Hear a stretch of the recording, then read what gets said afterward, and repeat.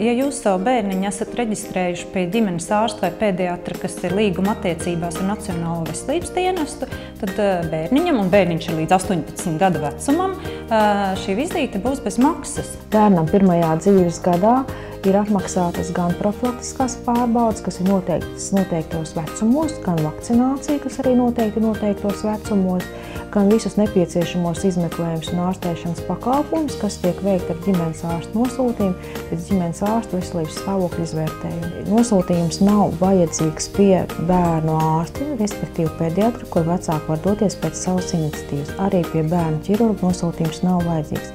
Ir arī citi speciālisti, pie kuriem var vērsties bez nosūtījuma, un šī informācija pieejama mūsu mājaslapā.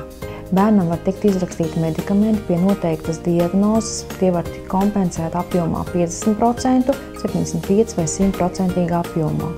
Otra iespēja, kad līguma attiecībās ar Nacionālo veselību dienestu strādājošā ārsti bērnam līdz 2 gadu vecumam izraksta medikamentu no EMS sarakstu, un šajā gadījumā šis medikaments tiek apmaksāts 50% apmērā no tā vērtības.